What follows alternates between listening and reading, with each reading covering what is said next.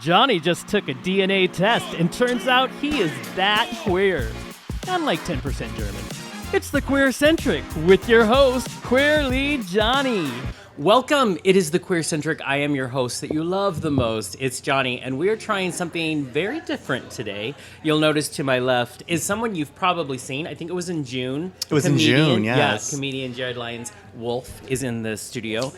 Or I guess not studio, is in the coffee shop. The space. Right? And you were nice enough to agree to our great experiment, which is we wanted to see what it would be like to do a show outside of our typical, like, being in studio. Mm-hmm. I love the studio. You get to feel cool, all those things. But also we want to be out and about in Spokane, in the community. We'll go to Palm Springs. I don't care. Just a way to do this stuff. You want to be seen out in the world. Right? Yeah. Exactly. And I thought, why not take a camera? Does life exist if you're not filming it? Not that I've seen. No. Yeah, exactly. I would never know. It's like a tree in the forest. Yeah. I don't know. Who's How to do say? the Kardashians exist if the camera's not on? They simply do not. No, they don't. Well, they're already wasting away, taking Ozempic and slowly just losing on I'm going to tell you the same thing RuPaul told Pearl. Until that camera's rolling, nothing you say matters. Nothing you say matters. I know. Do you know, I just watched a thing on the... RuPaul, if you're watching, like, calm the fuck down. I loved Pearl. It was like... But also, like, yeah, they're making a show. I get it. Yeah, exactly. I mean, it's true. It was rude, but it's true. It was rude, but it's true. And Ru, I still love you. I mean, please, be nice to me. But... Sorry, I had to drink my coffee. But this is a great experiment. So you agreed to come in. We're going to see what it's like to actually do a live podcast in an actual... This is LUNARIUM, for those of you in the Spokane area. In a live coffee shop that we have not... Like, it's still going. They're still selling stuff. Customers come in and out. We have no permits. Nothing. Yeah, nothing. Which is typically how I rule. Right. Someone said... We did a photo shoot in Riverfront Park, and someone said... How long did it take you to get the permits? I'm like, permits? The who? What? The what? Yeah. I don't know. I live by the, it's easier to ask for forgiveness than it is to ask for permission. Right. And I live in anarchy. Yeah. So. That's why Catholicism has confession but no permits. No permit. Mm-hmm. Listen, I think we've come up with a new part of that religion. We could sell permits to Catholics. It's not a bad idea. No, I think we're in for it. But this is actually an interview. You were on, as I stated earlier, you were on a June show when you and Cameron Sullivan were doing the big Pride Spectacular Space Queers at the now defunct, sadly, Lucky You Lounge. R.I.P. It was a great venue. Mm-hmm. And so, huge show. You guys sold out. We did. Yeah. So you were here for that. And I thought, let's bring him back and make him uncomfortable. I love it. And just have him in a new space with no jokes. Oh, God. Was I supposed to? That's true. Yeah. That is true. And frightened. I love this. Well, and speaking to that, it's funny. So I reached out to you and you're like, and I'm like, would you do this? This is kind of what we're looking to do. We want to do it in a coffee shop. First thing you said was you wanted to know, wait, is this like a live show? Are people going to be staring at me? And I'm like, I don't think so, because we're not telling anybody we're doing it. We're just showing up and doing it. And I said to you, it was fascinating to me because you're a stand-up. Probably one of the scariest things I've ever done is to get on stage and tell a joke. But you said to me, yeah, but I get to craft my jokes. Right, I'm prepared. This is...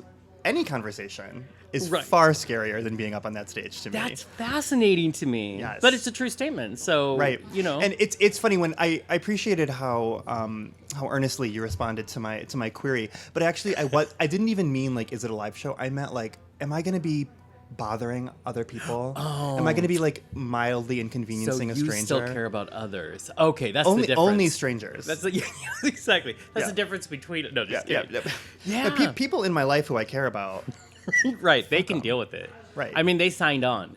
Right. That's what I always say. They knew what they were getting into. Exactly. Yeah, strangers, I don't... Well, there's only a few. And listen, this is what I think. So this is what me and my friends say. I can clear a coffee shop within 4 minutes because I'm loud and I love to laugh. And your breath.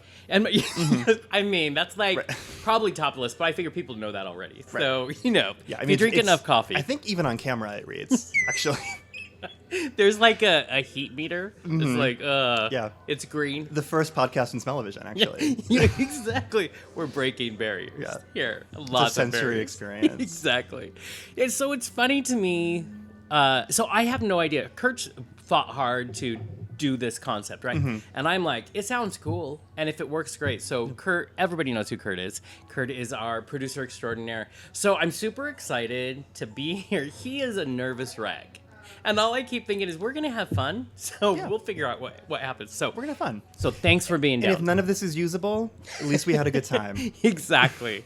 When I was in LA, we used to have this, the phrase that we said down there was, it was nice to have guests who were down for the cause. And that just meant guests who aren't so worried about plugging their next project. Right. They're more there to have a good time. I've got nothing to plug except these holes, Jonny. I've got nothing to plug. It's that. That's all it is. Listen, that's all. Yeah, that's all that matters to me in this world. And that's what's fascinating to me is talking about these things. So let's get into this. Yeah.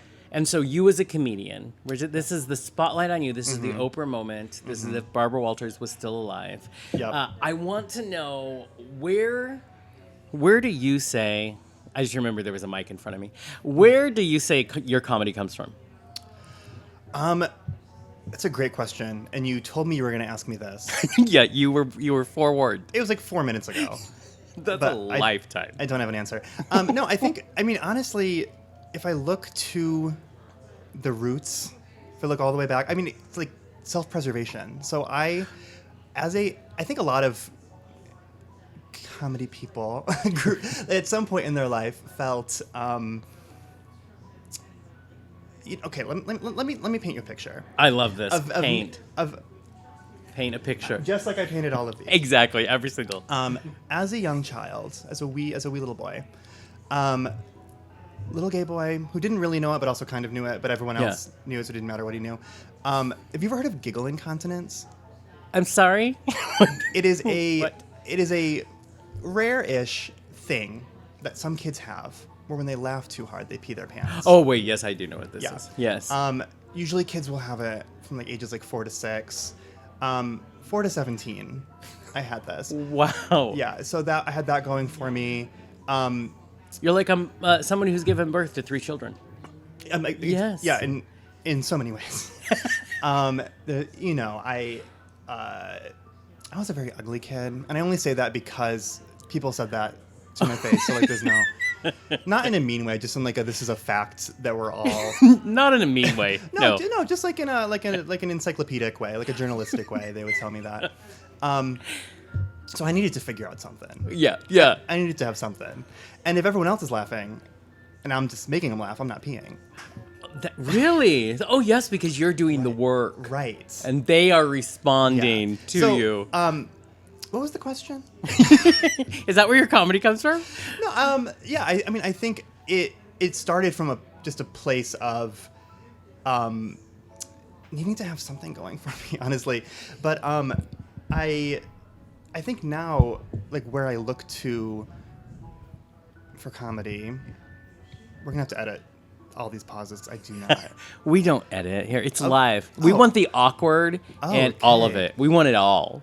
Great. I'm sure the listeners do too. Yes. Yeah. Exactly. I care. Didn't we established earlier that I care so much about other people, right? Oh, right. That's not what this is for. Oh my God. I completely We forgot. do love you. Please keep watching. That's all I'm saying. But yeah, so it was self-preservation. Mm-hmm, it was a need to take focus off of you. Or like I'm your therapist. have focus on me in a way that I had power over. Oh, that's a and had some like level of control in. Yeah. Yeah, but now I think my comedy more comes out of a genuine I like that. a genuine just bafflement at the world and the way it is and the way people treat each other and the way power exists and just a need to be like, hey, what's going on here? Yeah. Let's look at this. Well, and honestly, and I do want to point everybody out to what is the @ for your Instagram? Oh, it is at Jared Lyons-Wolf. Just my name as a word in a handle. I mean, tied up in a bow. Yeah, I love it. Well, what's great about that is you have lots of clips. I have a few clips. Which is important, I think, for any artist really for that. So you can go check out what he's talking about. But there's quite a few good clips in there of you presenting like how, and once you watch a few of them, you get an idea of where your voice is when you're going to see this comedian. And it's real strong. Like, in my opinion, it's very well crafted. The jokes are something I would expect to see if I was going to watch TV or YouTube, which is really what I do. I watch YouTube way too much. But do you think, because I know we talked about last time you were on the show with Cameron that you both were in New York. In New York, yeah. Before you came here. But because, like you said, you were learning to make people laugh prior to it becoming this kind of an actual thing you do. Did New York play a part in your crafting, or how did you learn to craft a joke? I think, growing up, anytime I was watching, like, whether it was SpongeBob SquarePants or Seinfeld or whatever, anytime I'm watching anything, I would want to understand, why did this make me laugh? What was surprising about it? What was, counterintuitive about it? Right. What was clever about it? And, the same way that I think people who, like, become mechanics talk about when they were a kid, they would take apart the toaster and see how it worked. Like, and I'm always like, what? I would, right, yeah, that's not, I don't, no thank you. Yeah, exactly. No. If I have a mechanical pencil that loses a spring, it's over. Like, it's yeah, that's it. Like, and then I get mad at it because it had all the right. And I'm like, why was I writing on paper anyway? Right, with the pencil. Right. Like, who uses graphite anymore? I don't know. This is wrong. Yes. Yeah. So I think just kind of dissecting what I was enjoying. Yeah. And laughing at, and trying to reverse engineer that experience. Yeah. Well, and it comes. So, do you think? So, was there someone in that? Because what I love about comedians is there's a community. Like, you tend to make a community when you're out doing this together. It can be typically it's late night. Typically it's on a stage. Everybody's going through the same fear. So, for the beginning of a career, you build this community, right? No one's been singled out yet or whatever. Was there someone that helped to teach you certain things that were helpful to writing jokes? Yeah, I mean, so I first started doing comedy at Ithaca College when I went there, and there was kind of a robust community there. And Joe Pera, actually, the great Joe Pera, was an alumnus and was he was there before I was, like, he left, he was gone before I was there, but and I think his legacy was kind of still felt in there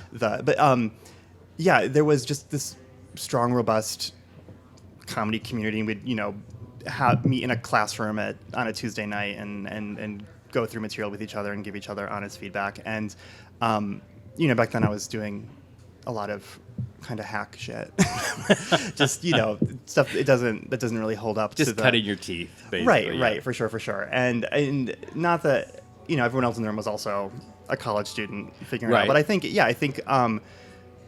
kind of being able to have this group of people that you could just go up in front of with no fear of judgment and get really honest feedback, because it's not like we were competing for anything, right? We were just all trying to get better and then go out into the world from there. Yeah. See, I think that, and I love that you mentioned Joe Pera. Can I say, this sounds awful because I'm a big fan of his, and I find him funny because it's that very dry, he's got that very dry humor, but can I also tell you what's so funny is, if he is my favorite person to go to sleep to. Because he's so soothing. I don't think that would offend him. Yeah. I think he would be down with that. And I always think that's so funny because I find him funny, and yet, I can get the best sleep if Joe is talking, telling a story. Just do something, Joe. I'll tell you, my husband, to fall asleep, puts on Nicole Byer, which is really very counterintuitive. She's so loud. I love her. The highs are high. Listen, she is loud. But yeah, I guess it's something about... she's comforting in her own way. Yeah, exactly. And it works. Yeah. She, I interviewed her years and years ago, and she hates me. So, Nicole, I still love you, but she does not love me. Oh, why? Yeah. See, this is the fun. Is this an interview I could, find and listen to? Yeah, it's still out there. Okay. Yeah. Because she doesn't always have patience for an interviewer who is not giving what she wants to be given. Yes. No, she does not. And I'm like, since I love her so much, it was like the only... I was more heartbroken that she didn't like me. Yeah, I feel that. She also hates Spokane. She's talked about that. Yes. Yeah, she said she's never coming back. She does not mince words. No. But Nicole, I still love you. I'll come down there and say hi. Well, since you're still anytime. listening... Yeah, exactly. Because you have a lot of free time. Because you hate listen now. That's what's happening. She's hate listening. Absolutely. Yeah, exactly. Yeah. Well, mentioning your husband having different ways to go to sleep than maybe someone who needs a little soothing, this brings up a good point. Comedy is different for everybody, right? Yeah. What do you think? So for me, we were talking about before we went on. For me, I did a post recently. I have the Dom Top fan. For me, my comedy and the things I find funny are in contradictions. And personal contradictions. I think that's my favorite thing. I don't have a problem laughing at myself. But for you, what do you see is that sweet spot for you in comedy? I think hearing someone say something that I've never heard said before, but I immediately know exactly what they mean, and I feel as if I have felt that way my whole life. Oh, wow. And Way to set the bar. Here. That's the level so like this is an example from my own. It's not to like talk about me and my. Well, that is why you're here. Oh, is that what this is? Yeah. That's oh my God. That's what an interview is. Oh, is that what self-promotion is for? Right? Crazy. I have this bit I do about the song Fergalicious, which you saw at the Space Queers. Yes. Where it brings me so much joy to tell it because I always hear people in the audience like, yes, before I've gotten to the punchline, because they're like, they know what I am saying. Yeah. And they are with me, and they've never heard it expressed before. my little, and the video's on YouTube, go find it. Yes, please do. Jared Lyons-Wolf, Space Queers, Pride Spectacular. Right. I'm not going to tell it here, but yeah, so that's an emotion I like to evoke. Yeah. and when I like to feel when I'm... It's that listening. shared. Well, I also think, don't you, as an audience member, when you're there and you do have that exchange with a performer, you notice the crowd automatically gets even more excited. Yes, and I love the Space Queers audience because they're always performing a little bit too. Yes, they are. Can I say, this was my favorite thing. I had brought a friend with me, and we were in the front row because there were no seats. You were in the front row? Yes, and I told her, you don't want to sit in the front row at a comedy show. But I said, we'll be fine. So he's out there. Yeah, I was off to the side. Okay. Yeah, because there were so many people there. I saw you like in the building. But when I was up there, I didn't notice you in the front row. I know. So see, I didn't wear my loud enough clothing. I needed to brighten up the day. I guess so. Yeah. And I'm trying to remember what I was trying to say. It was good though. Oh, about being in the front row. Yes. And normally you don't want to do that. The Space Queers audience. Yeah. Oh, because you were just talking about I have never experienced an audience like that. So on the one side, we all know that I am known as a cheerleader and I love to build people up. And that was my audience because they were all so supportive of every single person who came on stage and not afraid to be loud about it. And I'm like, this is what every performer needs, one show a week where they are in front of this audience to, it gives you that safe place to jump from. Yes, they are so interactive, but always respectfully. Yes. It's never... pulling focus. It's always additive. It's always supplementary. Yes. Exactly. I feel like it's because whenever you feel like you have a piece of ownership of something, you're proud of that, and you feel like this is, so you want to just support it and not take away from it. Right. And they all like turn looks when they show up for it too. I was like, everyone was like dressed to be on stage that night. Yeah. It's a cool audience. It's a fun audience. Well, and now, I mean, even before we move on, now that Lucky You Lounge is gone, where do you go? And I know you do 9 open mic.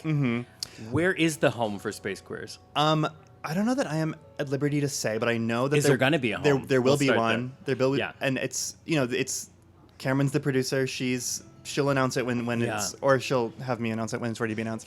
But I have not been given the go ahead. But yes, there will. Space Queers is not over. Good. Yeah, because that's important. Cameron and I had a long conversation about this and about. Here, I love our comedy crew, but there are factions. Sure. Kind of like what's that new movie coming out? Sparrow and Songbird, or like the Hunger Games. It's like Hunger Games sometimes. But Is the it? Name names. queer, yeah, right. I know so much. The queer comedy scene is so beautiful, right? I mean, and you guys tend to really support each other. So I didn't want that home to not be, but I'm glad to know that there is one. And I'm at a point right now where like that's just like the space I want to be doing comedy in is the queer comedy scene. That's the scene I want to be in. That's who I enjoy writing for. It's who I enjoy performing for. Like no tea, no shade to like any other venue or scene that exists. This is where you side eye. I know what we're talking about, but no, it's true. But yeah, it's. I am very comfortable being. I want to be a star for them, not for everyone, not for the world. Yeah. But I think queers have always perfected this idea of creating a space for ourselves because historically there hasn't been space for us. And so, yes, it's better than it used to be. But that's what I love because that is a skill set we have perfected over decades and decades. And that's really what Space Queers has done. Is cultivated a space that wasn't necessarily there. Right, and it has this kind of underground feel to it, like what you're saying. Like it I don't know. I mean, I wasn't around in like the 70s, but it feels it has this underground, but still, I don't know. It's just fucking cool. I love it. It is very, and I love that. Also, I just have to tell you, and since we're going to talk in a minute about what is your favorite joke you've ever crafted. There are a lot of things I find funny with you. I really enjoy the babysitter story. Oh, yeah. I really enjoy that. It's so good because you don't anticipate the two different names you're going to drop, and you think it's going to be this confusing. Oh, he doesn't know it yet, but you know exactly what's going on. That might be my favorite joke of mine. It's so fun. I did the first time I told it out of Space Queers, got nervous. I was like, oh, people are gonna sorry, brain fog for a second there. Let me take a sip. Take a little. For some reason, I had in my head that when I say the first name, that someone was going to be like, no, it's this, which is the final punchline. Right. So I like preempted it by being like, don't spoil this, and that just did not. Oh yeah. Just self-sabotage on stage. Like, this is a better gay icon. Right. No. Yeah. Just own it. Right. And no one remembers that movie all that well, you know? So it works. I forgot it existed until you said the name of the movie that you referenced in it. I'm like, oh, that's right. That is a movie. And this is in my clips on Instagram. So if you want to pause the podcast and go. Yeah. And go look. And then you'll come back and be, oh, this is an even funnier moment because now I understand what's going on here. Right. But it's such a well-crafted joke. That's what I find. That's what I really enjoy about watching. I was having this conversation with our intern, Noah, who is a comedian himself, and we were talking about the different styles and what has hit, and people maybe that we don't necessarily understand. And then I love a person who knows how to craft a joke. I love it. Not that I don't mind observational humor, because I'm certainly not on this show crafting jokes. I'm just talking shit and then having a good time. But I really enjoy, I think of Mike Birbiglia all the time. He takes it to a whole other level where it's a story time. Yes. And I love that. But you craft jokes. Thank you. Yeah. I really try to. Yeah, and I think, there's certainly like, when I see people who can just like tell a story and there isn't that joke structure, but it just is funny, I'm envious of that. And that's something that, I'm always interested in trying other not other voices, but just like other like subtypes styles of comedy. Right. But yeah, I'm most comfortable in that space where like no baby, there's a setup, there's a punchline. Right. Well, and what I love, listen, I'm like, I know people love it because I don't typically have people on I don't enjoy. And so always name names. Who have you? Let me tell you. But I just keep thinking because of course people are like, oh, you're just, you're talking, but I do. And so with your jokes, what I love about them is that they're well crafted because I know what a joke looks like. Sure. But it's not like you know how there's some comedians and they've crafted a joke, but it's like they've highlighted, look, this is I'm starting it right now. Yeah. Oh, this is the middle. Are you ready for the punchline? Yeah. it's very comfortable. Right. When And, you do. Not to keep sucking the Space Queers audience's dick, but I'm gonna. But I saw some of them. But they, like, that is an audience where I can be very comfortable, like, being a little less obvious or in your face, and I can, because they're paying attention, they're with me. Yep. Smart bunch of people. Such a large amount of people. I'm just like, and so that brings up something else we were talking about before. We talked about, of course, everybody remembers who Cameron is, Cameron Sullivan, who's been on. She is a very driven, like, I love her. We had a business meeting, and I didn't understand at the moment that, okay, because my brain operates very much in that world, but most people don't. She came, she was prepared, she had a notebook, she had things she wanted to talk about. I'm like, okay, guys. So she is very focused. She was just down at the Burbank Comedy Festival, playing some venues that I love when I was down there and would see. And we talked about, so goals are different for everyone. And I said, we wanted to talk about what your future goals are. Yes. And are your goals similar to Cameron's? And you're like, oh, I take a more relaxed approach. Well, I said, you asked why I wasn't in Burbank with Cameron, and I said, I'm just not that ambitious. Yeah, that's right. Which is true. Well, see, for one thing, like, I have I'm gonna choose my words carefully because it's bad for my brand if I say the whole truth. I just have a day job that it is very strategic for me to make sure that day job is getting a lot of my attention for the next year or so. Right. Yep. And then I can maybe spread my wings Yeah. a little bit more. Yeah. But it's a great question, future goals. And if I was a serious person, I would have very specific future goals. You would have them written and posted above your mirror. Right. I'd have a bit of a vision board, perhaps. I really want to grow this queer comedy scene that we have. I think what we talked about last time, like Cameron and I have been doing it for a minute. There's a lot of folks in there who their very first time ever was on that 9 stage, and they've just come so far so fast. Yeah. So I think there's a lot of potential for it to, I don't know, blossom into a bit of a media empire under. I agree with this. Yeah. I could see myself doing like I've done a podcast before, and I have a hard time committing to things. if it's like, we have to record this every week. Right. This is a thing? Like consistency in media? What? Right. Which, it was called Are They Canceled? And every week we picked a celebrity. I heard about this. You heard about it? Yes, I did. It was you. Yeah, it was Noah, our intern. He was telling me about it a few weeks ago. Oh. Yeah. Has Noah listened to it? Yes, he has. Okay. I was getting a good rundown, so please continue. It was fun, yeah. Every week we picked a celebrity who was controversial for one reason or another, and we broke it down for the audience and then decided, are they canceled? I love that. It was really fun, and it's a little bit of a, like, F you to the idea that cancel culture even is a thing that exists, to be honest. Someone put it on steroids. Like, I get it. Like, let's hold each other accountable, but boy, that took off. Yeah, I don't know. I think there's a degree to which there's a pylon culture that exists on the internet for sure, and like a temptation to just jump on whoever the main character of the day is. Yeah. But I do think there's an extent to which, like, that's not real. Yeah. And it's not just because.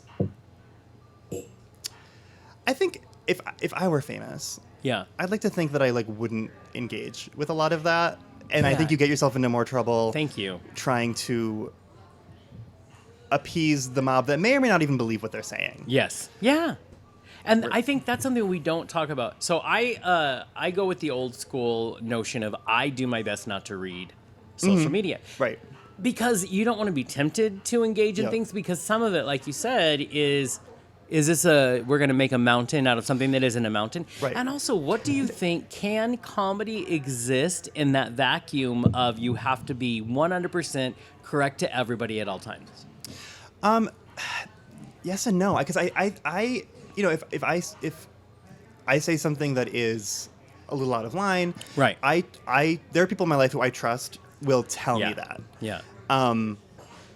And I will listen to that and hopefully adjust and hopefully not get too defensive. It's easier in the depends on the moment. Right. It's easier in the abstract to be like, just don't get defensive. It's that easy. Right. But yeah, I think it is more possible than not to still make an audience laugh without throwing anyone under the bus. Right. I think there's the blatant. I think comedy for me, comedy exists so much in nuance. Mm-hmm. So, like, don't be an idiot. Like, my religion, I tell everybody all the time, don't be a dick. That's very simple. Mm-hmm. That's my religion. We're doing good. But comedy exists in the nuance. You don't have to be blatantly so horrible. Right. And some comics, that's where they live. That's their thing. And I still think they could get their kind of brand of comedy across and not have to be. But is that the same conversation at the same time of, remember way back, I mean, it's probably, like you said, the 70s maybe, you don't remember, but the difference between what we would call blue comedy and clean comedy. That was a huge conversation during the 70s and the 80s, and in the end is for me, doesn't matter. You know what I mean? Yeah, if it's done well. Right, it's not like inherently fucking cuss all you wrong want. to do like sexually explicit. Right. whatever exactly. It is.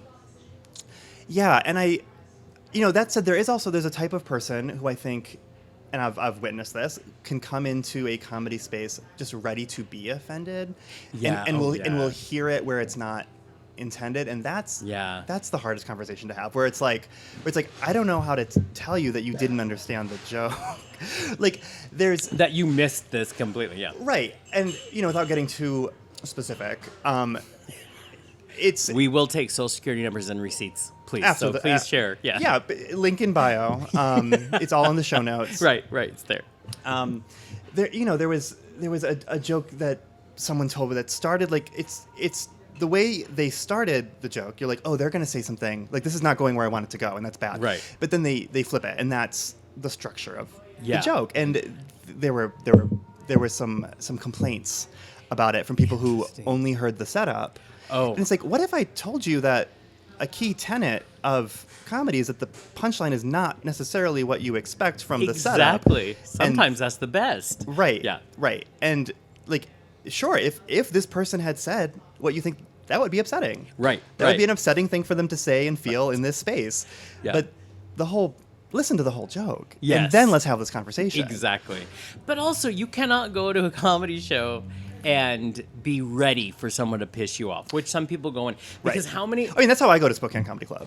All the time. I bring a little note card so I can give a note afterwards and just tell them. This is what gets me, too, is that, like, you'll hear it in comedy specials a lot now, or if you're just hanging out with comedians, everybody's got a story about, and they were backstage afterwards, and one of the people were there needed to school them on a joke they didn't like, and I'm like, let it go. Right. You know what I mean? Unless they came for your kid, and this was, like, taken, then this is not a thing. You know what I mean? It was a joke.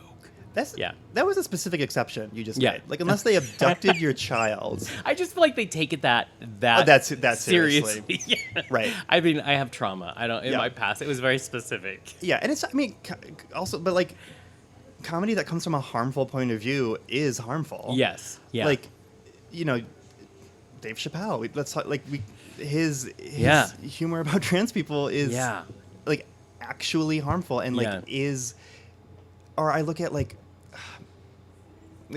old South Park episodes about trans people that are also it's like, there is a line, and then there is an evolution that we need to remember. Right. You know what I mean? Like, if you are knowingly handing talking points to people who want to do violence against a group, you can't hide behind it's just a joke. No. And especially not in, I mean, look at the environment that we are in all over the world. Right. You know, like, be responsible. Right. Yeah. Like, there's some stuff going on. Yeah. And you can't just pretend that you're not aware of that. Yeah. And there is a sense of what are people who are jerks and they feel like they have a lot of right. I can't remember. This is a new game show now, so I'll just give you vocabulary. clues. You're talking about entitlement. Thank you. Yeah.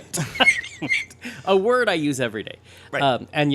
But there is a sense of entitlement when you've been doing comedy for as long as some of these people have. Yeah. So I think they lose touch with a lot of like, dude, are you really going to say that? Well, their day-to-day life is nothing like their audience's day-to-day life. Exactly. And so you lose. It takes a lot more work the more successful you get to make sure you are connected to the audience around you. I think the same thing. I've seen Ellen live many times. This was before she was canceled. Yeah, back 20 years ago. It was good stuff. And now to watch it, I remember watching it change. I remember moving to LA, and she would say things like, I know a lot of you people, and this is a joke that she's famous for, but she talks about, I know a lot of people, you people want to hug me. I don't want to hug a lot of you people. But you could see the truth in her eyes, and I'm like, I feel uncomfortable. Like, because she means it. You want to look to the, she means that, right?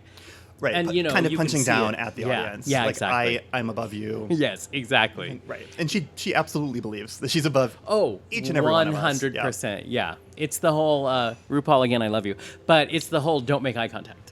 Right. You know what I mean? Right. Going to keep that there. Right, speaking of people who have lost touch with reality. Yes, unfortunately. exactly. Listen, my favorite story in the world is when Oprah interviewed Barbra Streisand, and Barbra Streisand went to New York, and she talked about, other than painting The painting the mic. That's the mic's That's white. what this Do hand you gesture remember? was for Yeah, anyone. Exactly. This mic, that's what that is. Right, painting the mic's white. Yeah.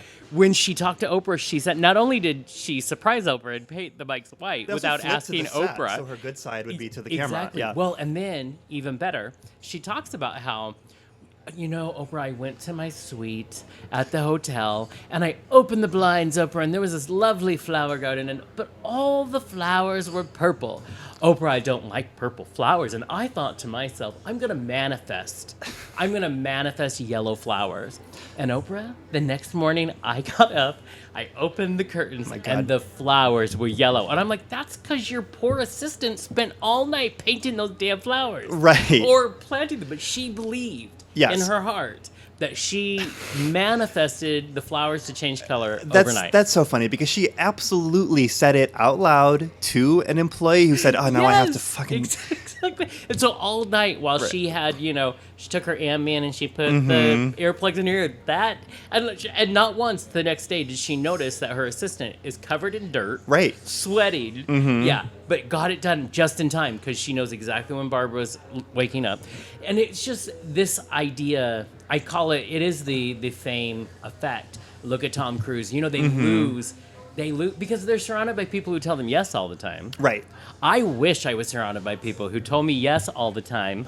These two. But don't you like being attached to reality a little bit? I do, actually. Yeah. I just wish that my attached to reality also Was a attached better me- reality. And also, attach me to money. That'd be great. That's, that's also helpful. But as we kind of wind down, something we've been talking about is entitlement and all of these things. I want to talk about something that pisses me off on a daily basis, and I want a comedy writer, someone who does this, I want his point of view, which is I want to talk about what is still going on, which is the writer's strike and the Screen Actors Guild, who, of course, joined forces, and this idea that it's been, 5 months? 5 months, yeah.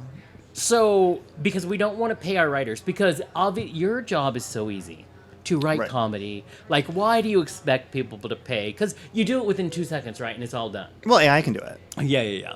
What do you think about when you look, this is entertainment. We're in entertainment.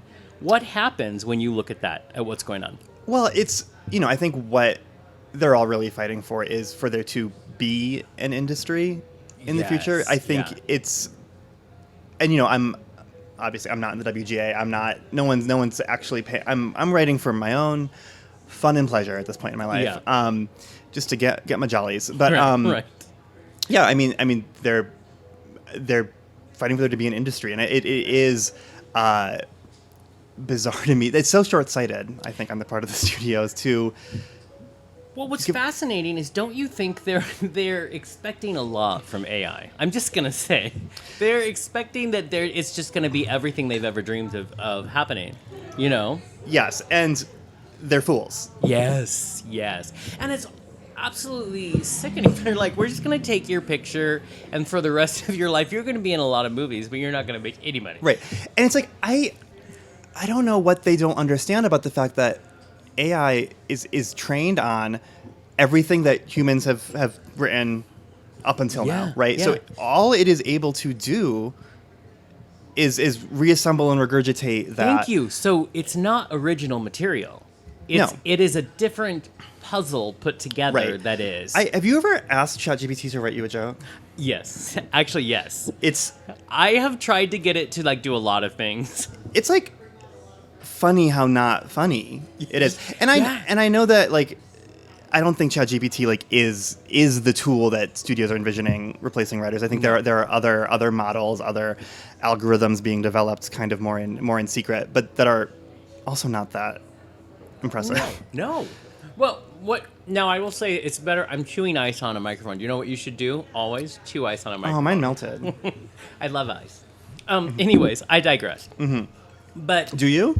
Not really. Typically, it's one level, just complete, and it's always up here. Right. It's where it is. It's where I occupy my life. But one of the things that is fascinating to me, remember, like it was only like a year ago when people would ask ChatGPT to create a Hallmark movie, remember? Yes. They would feed it, and then if you've ever taken the time like I did, because apparently I had it, to read the script it came up with, it hurts me so much. And yet it's hysterical. Yes. Yeah. Well, yeah. And it's like, look at what executives do. That's what AI can do, is like process quantitative information and then make informed decisions. Exactly. Replace them with AI, and then you saved all the money you need. Well, look at Sarah Silverman, who is a comedian I love and can be problematic, but I find her to be hysterical a lot of the time. But she's suing ChatGPT because for copyright infringement. It took all of her material and is creating material out of her stuff. So right now, and now AI is doing blackface. I know, right? I mean, you nailed it. You should be one of the defendants of the, or not? Yeah, you should be in that. But this is what's fascinating to me. And yet, 5 months in, and we still have executives that are, listen, they're going to double, triple, quadruple down because they are so sure. Right. You know what I mean? And that's terrifying to me because, remember the last one was 2007, I think, was the last one? 7, 8, yeah. Yeah, we lost so many amazing shows because you can't wait forever. And our attention span is shorter. Right. The audience isn't going to wait for these amazing, like I love comedy. I loved Mad TV more than I loved SNL. Sure. And yet Mad TV fell to the wayside because they couldn't come back. Angela Johnson started just before the writer's strike. We lost so much, and they couldn't get their feet back. So we're going to lose so much amazing, you know what I mean? Totally. Yeah. And the message that I think the WGA has done a pretty outstanding job making sure that a lot of the public understands what's at stake here and understands that, like, these are not just entitled writers throwing a fit and like taking away your favorite show. How dare they want health insurance? Right. And I think, I mean, there are certainly people who still think that and are going to think that.